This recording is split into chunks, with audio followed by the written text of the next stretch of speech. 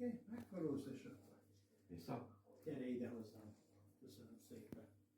Üdvözlöm. Szia Gyurikám. Na jó, egész jól jöttél.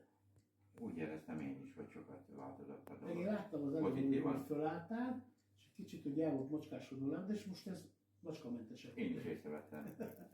Figyelj, csináljuk már meg ezt a stabilitás tesztet, tudod, amit csináltunk az elején, hogy Igen. mennyit javult a stabilitás. Tehát így, nézd, így ökölve, ezt kezeled valamelyiket, így fölteszed oda, oda, és akkor picit eltesz, jó, úgy nagyon jó, és akkor foglak húzni magam fel, Igen, úgyhogy igen. légy kedves ellenállni, jó? Igen.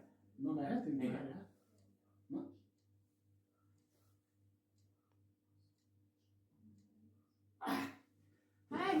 Egészen jó. Azt csináljuk meg így szembe is, jó? Itt tudod így ökölbe szorítod a kezedet, ide teszed magad mellé, a másikat azt nem kell. Te eltesz, jó? És akkor próbálok arra borítani, jó? Igen. Mehet? Igen. Készen vagy?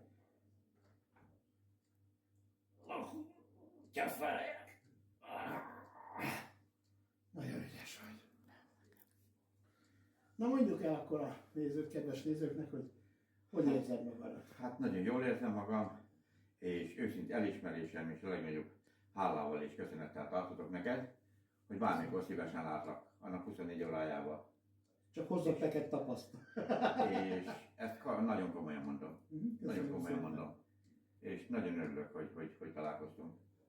Én is. Ezek Közben- hálával tartozom. Oké, köszönöm szépen. Én elmondom, azért kedves alanyomra fölraktunk 3 darab tapaszt.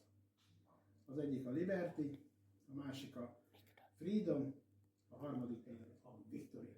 Úgyhogy ez a 3 tapasznak köszönheted azt, hogy ilyen csodálatos állapotban vagy. Köszönöm szépen. Én is köszönöm, tapasztalat.